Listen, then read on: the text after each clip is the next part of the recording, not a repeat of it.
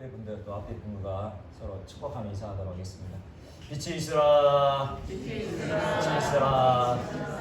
하나님의 영광의 빛, 예수 그리스도의 복음의 빛이 우리 심령 가운데 가득 비칠 때 하나님의 놀라신 은혜와 사랑이 충만하시기를 간절히 축원합니다.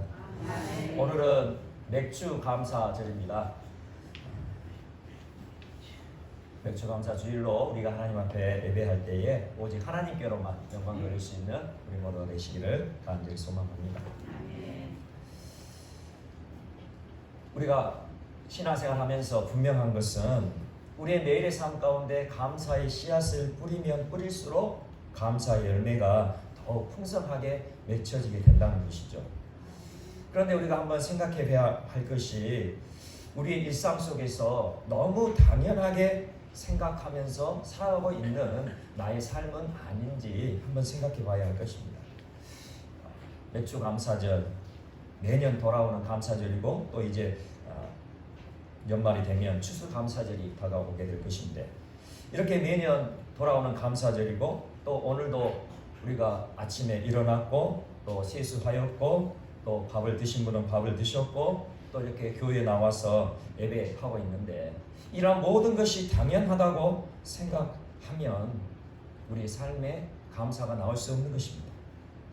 우리의 일상에 너무나도 바쁜 그런 삶이죠. 그런 일상에 치여 살고 그런 일상이 반복되다 보니 정작 감사해야 할 것들을 깨닫지 못하는 우리들의 삶은 아닌지요. 우리가 숨을 쉬는 것, 우리가 눈으로 보는 것, 우리가 입으로 말하는 것을 생각할 때 이것이 너무나도 자연스럽고 당연한 것으로 생각하면 안 될 것입니다. 왜냐하면 지금 우리가 숨을 쉬고 보고 말하는 이 시간, 하나님을 예배하는 이 시간, 어제 이 세상을 떠난 사람들이 그렇게 살고 싶었던 오늘이었음을 생각한다면 우리의 마음에, 우리의 삶에 감사가 저절로 나올 수밖에 없는 것이죠. 우리의 삶에, 우리의 일상에 당연한 것은 없어요. 우리가 생각해 보면 우리의 모든 것이, 우리의 삶의 모든 것이 감사할 일이 아니겠습니까? 우리가 서로 만나 이야기할 수 있고 또 아름다운 꽃을 볼 수 있고 지금 무더운 날씨지만 이렇게 시원한 에어컨 바람 쐬며 하나님께 예배할 수 있다는 것 너무나도 큰 은혜요. 너무나도 큰 축복이죠. 이처럼 우리의 삶을 하나하나 따져보고 하나하나 생각해보면 10,000가지 감사할 엄청난 복을 하나님께서 주셨음을 알게 될 것입니다. 10,000가지로 감사할 엄청난 복을 하나님께서 주셨는데도 우리는 한 가지 없는 것으로 인하여 원망하고 다른 사람이 가진 것 내가 가지지 못했다고 불평하고 짜증내면 우리들이 하나님이 주신 복을 온전히 누리지 못할 것 같으니까 하나님은 오늘 우리에게 특별히 감사절을 허락하신 것 한 가지. 우리 모두가 맥주 감사절을 맞이하면서 오늘 맥주 감사주일 예배를 드리면서 잃어버린 감사를 회복하라는 것입니다. 이것이 하나님의 뜻이에요. 감사를 회복하여서 감사하고 살아가면서 하나님께서 약속하신 복을 받아 누리라는 그 의미로 오늘 우리 모두에게 맥주 감사절을 허락하셨음을 믿으시길 바랍니다. 아멘. 그러므로 먼저 우리는 맥주 감사절이 단순히 그 단어의 의미처럼 보리를 추수한 것에 대해 감사하라는 것이 아니라 첫 열매에 대한 감사를 하라는 것에 대해 우리는 알아야 된다는 것입니다.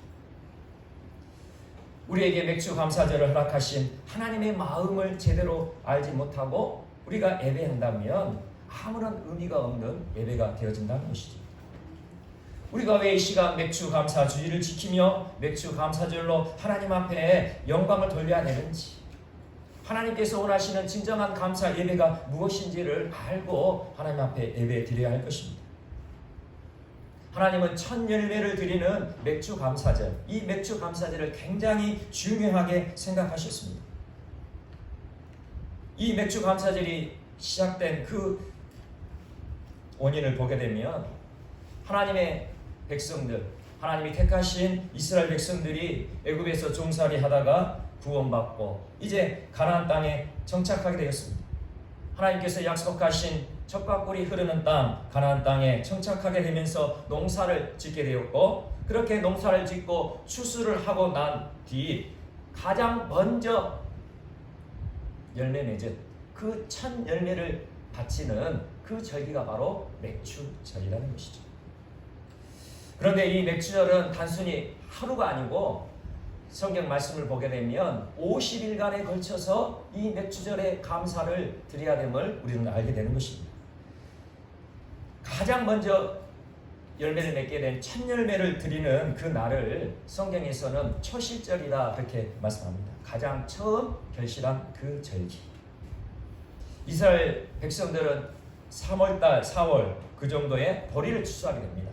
그때 보리를 추수하게 될 때에 가장 먼저 추수를 하는 그 첫 열매를 드리는 날, 그날이 바로 초실절이라는 것이죠.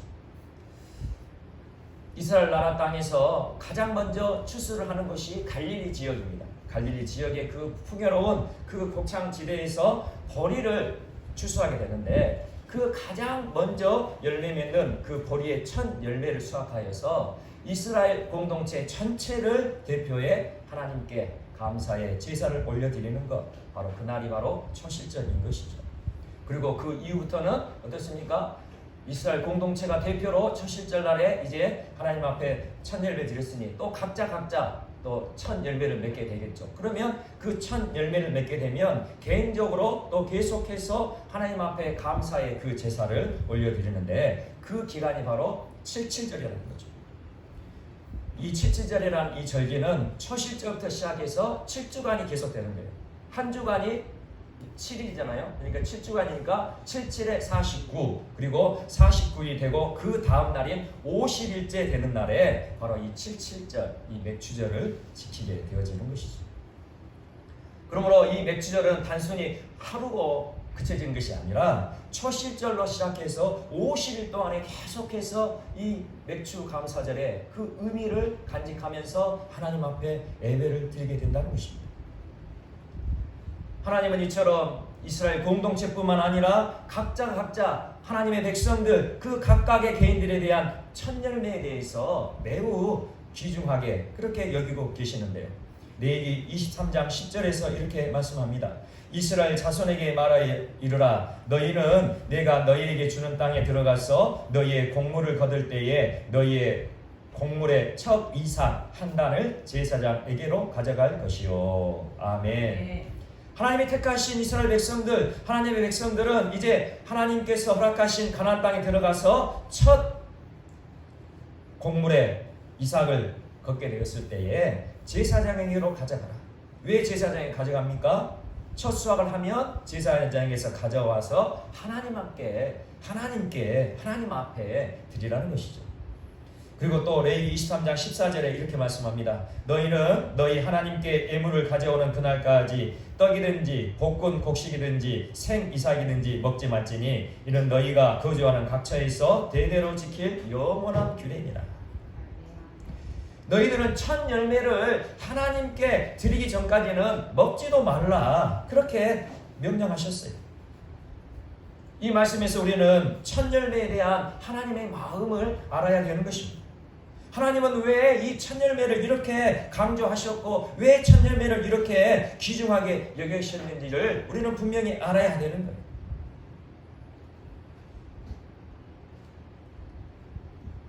첫 열매, 우리의 삶의 첫 열매, 우리의 인생의 첫 열매, 우리의 매일매일의 삶 가운데 주시는 첫 열매, 하나님은 이 첫 열매가 거룩하다고 말씀하셨어요. 거룩하다는 것은 무엇입니까? 거룩하다는 것은 그것이 하나님의 것이라는 거예요. 처음 익은 열매는 거룩한 것이니 내가 가져도 안 되고 다른 사람에게 그것을 주어도 안 된다는 것이죠.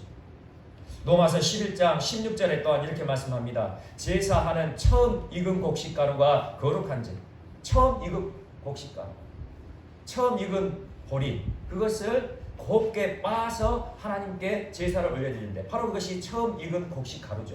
그 처음 열매로 빻은 그 처음 익은 곡식가루가 거룩한즉 떡덩이도 그러하고 뿌리가 거룩한즉 가지도 그러하고. 처음 익은 곡식가루는 거룩한 것이다 분명히 말씀하고 있어요. 그러니 거룩한 것, 첫 열매, 그것은 하나님의 것이라고 말씀하고 계시다는 거죠. 첫 열매는 나의 것이야. 하나님의 소유권을 말씀하고 계시는 거예요. 그러니 우리는 하나님을 믿고 의지한다면 하나님께서 소유권을 주장한 그 첫 열매에 대해서 우리는 깊은 마음을 가져야 된다는 것이죠. 하나님의 것에 손을 대는 잘못을 범하면 안 된다는 것입니다. 우리가 첫 열매를 드릴 때 부담이 될 수도 있고 힘들다 생각이 들 때도 있죠. 그것은 그 첫 열매가 내 것이라고 생각하니까 그렇게 생각되어진 것입니다. 만약 하나님 것을 하나님께로 드린다 생각하면 첫 열매를 드리는 것이 그리 부담될 것도 힘들지도 않게 되겠죠. 우리가 신앙생활을 하면서 충만하지 못하고 그저 힘들고 어렵기만 한 이유, 바로 이 첫 열매 신앙과 관련되어 있음을 우리는 알아야 됩니다. 잠언 3장 9절에서 10절에 또 이렇게 첫 열매에 대한 말씀으로 우리에게 가르쳐주고 계시는데요. 내 재물과 내 소산물의 처음 익은 열매로 여호와를 공경하라. 그리하면 내 창고가 가득히 차고 내 포도즙 틀에 새 포도즙이 넘치리라. 아멘. 하나님께서는 첫 열매가 내 것이야, 나의 것이야 라고 그렇게 말씀하시면서 축복의 말씀을 우리에게 주셨는데 얼마나 놀라운 축복의 말씀입니까? 내 창고가 가득히 차고 내 포도즙 틀에 새 포도즙이 넘치리라.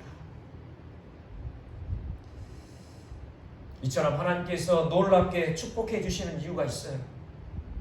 우리 삶 속에서 일어나는 처음 것을, 그 첫 열매를 드릴 정도의 믿음이 된다면 어떻습니까? 더 많은 것들, 더 풍성한 것들을 주어도 하나님의 은혜를 잃어보지 않고 하나님께 감사를 잃어보지 않고 믿음을 지켜나갈 수 있기에 하나님께서는 먼저 첫 열매를 나에게 드려라. 그러면 내가 내 창고가 가득하게 할 것이고 내 포도즙 틀에 새 포도주가 넘치도록 그렇게 은혜와 축복을 더하실 것이다. 그렇게 말씀하고 있는 것이죠. 우리가 첫 열매를 드린다는 것은 하나님을 경외함의 표시이고 하나님께 감사하는 마음의 표시인 거예요. 하나님은 올 한 해에도 하나님을 경외하고 하나님께 감사하는 마음을 드리라. 그렇게 말씀하고 계시는 것이죠. 이스라엘 백성들이 하나님께 첫 열매를 드릴 때 그 마음을 한번 생각해 보시기를 바랍니다. 이스라엘 백성들이 첫 열매를 드릴 때 그때는 3, 4월 달입니다. 그 첫 열매를 드리기 시작하는 3, 4월 달에는 비와 함께 오는 북서풍이 이렇게 불어옵니다. 비와 더불어 북서풍이 불어오게 되죠. 조금 찬바람이죠. 북서풍이니까. 그리고 북서풍이 불어온 그 이후에는 뜨거운 바람인 남동풍이 불어오게 되어 있습니다. 그런데 이렇게 처음에 비가 동반한 북서풍이 몰아오고 그 다음에 뜨거운 남동풍이 불어와야 그 한 해의 보리농사, 그리고 그 다음에 추수할 밀농사, 그리고 또 추수할 포도농사, 그리고 올리브 농사, 그런 과일 농사들이 충실하게 맺어지고 풍성한 가을에 그 추수를 거둘 수 있게 된다는 것이죠. 만약 뜨거운 남동풍이 불어야 할 그때에 비가 동반한 북서풍이 불어온다면 그 해의 농사는 완전히 망쳐버리는 거예요. 우리도 과거에 그런 경험했잖아요. 보릿고개라고 한 해 농사 지어서 한 해 먹어야 할 그 시대의 상황이에요. 그 시대 상황에서 그 한 해의 농사를 망쳐버렸다는 것은 무엇을 의미하는 것입니까? 죽음을 의미하는 거예요. 그러니 첫 열매를 하나님께 드리는 이스라엘 백성들의 마음, 하나님의 백성들의 마음은 어떠하겠습니까?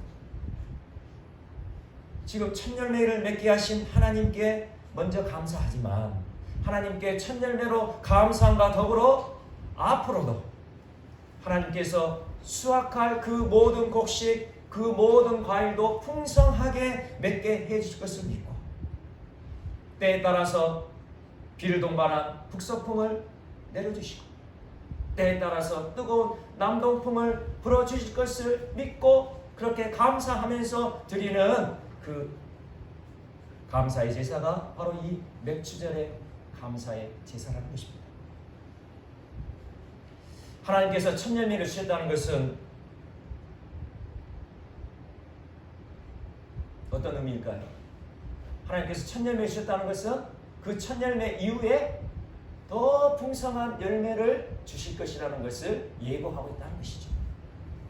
하나님의 백성들은 이것을 믿고 미리 감사하는 그 마음이 우리에게 있어야 되는 거예요. 우리가 고급 음식점에 가면 요리를 시키고 이제 주문을 하고 나면 제일 처음 나오는 음식 있죠. 그것을 어떤 것이라고 말하죠? 무슨 음식이라고 말하죠? 에피타이저라 그렇게 말하죠. 이 에피타이저가 무엇입니까? 본 요리, 내가 시킨 본래 요리, 그 본래 요리가 나오기 전에 식욕을 돋구기 위해서 아름답게 꾸며서 나오는 간단한 요리가 에피타이저입니다. 그러므로 우리가 이 에피타이저를 먹고는 참 맛있네, 잘 먹었네 하고 그 음식점을 나와버린다면 정말 우스꽝스럽고 바보스러운 행동이 되겠죠. 에피타이저가 나온다는 것은 무엇을 의미할까요? 에피타이저와 비교할 수 없는 엄청난 본 요리들이 이제 줄지어 나오게 될 것이라는 것을 예고하는 음식, 그것이 바로 에피타이저라는 것입니다. 우리가 맥주 감사절에 하나님께 감사하는 마음이 이와 같아야 된다는 거예요. 맥주절 매년 한 번 한 번 우리가 드리는 감사의 주일이지만 이 맥주 감사절에 하나님 앞에 올려드리는 우리의 마음, 하나님께서 앞으로의 모든 삶을 이끌어 주시고 돌봐 주실 것을 믿고 기쁨의 첫 열매를 드리는 날, 바로 이날이 맥주 감사절인 것입니다.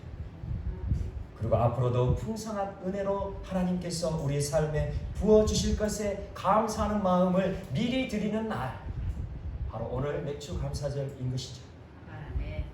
하나님은 우리가 생각하는 것보다 더 놀라운 축복을 주시기를 원하시는 사랑의 아버지세요. 우리가 하나님께로부터 많은 것을 받고 누리고 살고 싶지만 기쁨으로 첫 열매를 드릴 수 있는가? 우리가 하나님 앞에 기쁨으로 첫 열매를 드릴 수 있는가? 이것이 가장 놀라운 축복임을 우리는 알아야 된다는 것입니다. 우리가 기쁨의 첫 열매를 드릴 수 있게 되는 것은 우리 안에도 기쁨의 첫 열매가 이미 맺어져 있기 때문이에요. 고린도전서 15장 20절에 이렇게 말씀합니다. 그러나 이제 그리스도께서 죽은 자 가운데서 다시 살아나사 잠자는 자들의 첫 열매가 되셨도다. 아멘. 예수 그리스도께서 십자가에 죽으셨지만 3일 만에 다시 살아나심으로 잠자는 자들의 첫 열매, 부활의 첫 열매가 되셨다, 그렇게 말씀하고 계세요. 부활의 첫 열매 되신 예수 그리스도께서 지금 우리와 함께 하시고 나와 함께 오 계심을 믿으시기를 소망합니다. 아멘. 예수 그리스도께서 부활의 첫 열매가 되시는 이유가 무엇일까요? 예수 그리스도께서 부활의 첫 열매가 되시는 이유는 예수님께서 부활하신 날, 바로 그날이 초실절이기 때문입니다. 예수님은 유월절을 지나고 안식일 다음 날에 부활하셨죠. 초실절을 지키는 날이 바로 이날이라는 거예요. 초실절은 유월절을 지난 안식일 다음 날이 바로 초실절로 지키는 그 날인 거예요. 그러니 예수님께서 초실절 감사의 제사를 올려드리는 그날, 그때에 부활하셨기 때문에 예수님은 부활의 첫 열매가 되신 거죠. 그러므로 맥주 감사절을 맞이하는 우리 모두는 첫 열매 되신 예수 그리스도를 바라보아야만 하는 것입니다. 첫 열매 되신 예수님을 인하여 우리 안에 엄청난 기적이 일어날 것입니다. 내 주변에 일어나는 모든 일들, 내 삶에 나타나는 모든 상황에 대하여 감사로 바뀌어지게 하는 능력, 바로 부활의 첫 열매 되신 예수 그리스도께 주시는 은혜요 능력이기 때문입니다. 감사는 우리의 삶 전체를 바꾸는 놀라운 능력이 있습니다. 우리의 삶이 감사로 바꿔진다면 감사로 바꿔지는 그 삶 속에 하나님의 놀라운 축복의 역사가 일어나게 될 것입니다. 하나님 앞에 진정한 맥주 감사제를 드린 사람에게 풍성한 추수감사절이 찾아오게 됨을 명심하시기 바랍니다. 오늘 본문 말씀 우리 다시 한번 보도록 하겠습니다. 오늘 본문 출애굽기 23장 16절 말씀 함께 읽겠습니다. 시작. 맥주절을 지키라. 이는 내가 수고하여 밭에 뿌린 것의 첫 열매를 거두리니라. 수장절을 지키라. 이는 내가 수고하여 이룬 것을 연말에 밭에서부터 거두어 저장함이니라. 아멘. 하나님은 맥주절을 지키라 그렇게 분명히 말씀하고 계시죠. 너희의 첫 열매를 거둘 때에 그 첫 열매로 맥주절을 지키라 그렇게 말씀하시면서 곧바로 수장절에 대해서 말씀하고 있어요. 이 수장절도 하나님께서 우리에게 주신 절기인데, 이 수장절이란 가을에 오곡백과를 추수하여서 창고에 저장하는 그 날을 기념하는 절기가 바로 이 수장절이에요. 그러니 이 수장절은 우리가 지키고 있는 추수감사절과 같은 의미의 절기인 것이죠. 그러므로 오늘 이 말씀을 보게 되면 맥주절을 통하여 앞으로도 풍성한 열매를 맺게 해줄 것을 하나님께 미리 감사하며, 그 미리 감사함 속에 역사하시는 하나님의 은혜로 가을에 풍성한 오곡백과를 맺어서 창고에 가득 채우게 되는 추수감사절을 맞이하게 될 것이다 그렇게 약속하고 계십니다. 그러면 반대로 생각하면 어떻게 됩니까? 우리가 맥주 감사절을 통하여 하나님께 우리의 감사의 마음, 하나님께서 우리의 삶을 이끄시고 돌보셔서 연말에 풍성한 그 열매로 우리의 삶을 축복해 주실 것이다 그렇게 미리 감사하지 않는다면 어떻게 될까요? 연말에 맞이하는 추수감사절에 우리는 감사할 거리가 없는 빈손, 그 허망한 손이 될 수밖에 없다는 것이죠. 맥주 감사절을 제대로 드리는 사람, 맥주 감사절의 그 의미를 제대로 알고 하나님 앞에 진정한 감사를 드린 사람은 연말에 놀라운 축복의 추수감사절을 맞이하게 될 것입니다. 이것은 단순히 한 해의 그 축복이요 하나의 은혜가 아닌 것이죠. 진정한 첫 열매의 그 기쁨 가운데 하나님 앞에 감사로 영광 돌리고, 아직은 하나님께 주시지 않았지만 하나님께 주실 것을 미리 보고 미리 감사하는 하나님의 백성들, 하나님의 자녀들에게는 언제나 그 삶의 마지막에 창고가 넘치고 포도주 틀에 새 포도가 가득 넘치는 그 은혜로 축복으로 역사해 주실 것입니다. 왜 내게 그 연말에 추수감사의 그 풍성한 그 감사가 없고 은혜가 없을까요? 첫 열매를 드리는 감사가 없습니다. 나에게 그 풍성한 추수감사가 없음을 우리는 알아야 하는 것입니다. 그러므로 오늘 맥주 감사절을 드리는 우리 모두에게 감사가 회복되고 감사가 넘쳐나기를 축복합니다. 우리 안에 에피타이저 감사가 넘쳐나기를 간절히 축원합니다. 첫 열매를 주신 하나님께 감사하며 앞으로의 모든 삶에도 하나님께서 역사하시고 이끄시고 돌보셔서 더 풍성한 은혜를 베풀어 주실 것에 미리 감사하는 에피타이저 감사가 우리 모두에게 풍성하시기를 간절히 소망합니다. 우리가 흔히 쓰는 포스트잇이라는 사무용품이 있죠. 우리 아마 대부분 한 번씩은 이 포스트잇 아주 유용하게 잘 사용하실 거예요. 메모를 이렇게 적어놓고 그리고 또 어떤 이렇게 특별한 것을 이렇게 체크를 해놓을 때 이 포스트잇을 많이 사용하죠.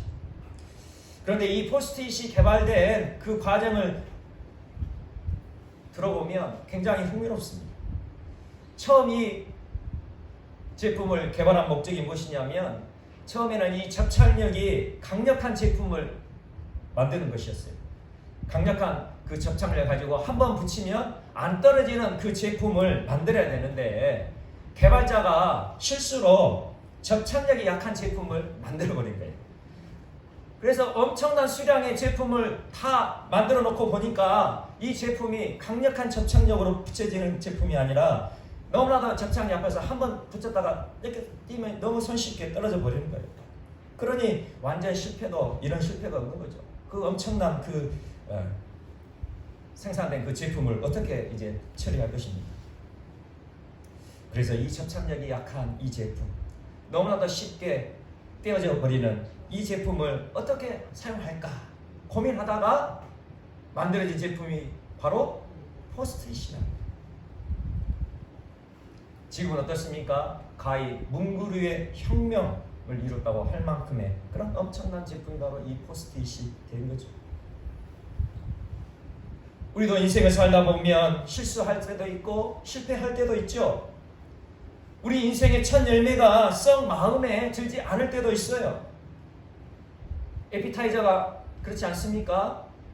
에피타이저가 우리의 식욕을 돋구기 위해 맛있는 음식이지만 때로는 그 멋지게 꾸며진 아름답게 꾸며진 에피타이저라도 내 입맛에 안 맞을 때가 있단 말이죠. 우리 인생에도 마찬가지입니다. 우리 인생에도 설령 실수하고 실패할 수가 있다는 거예요.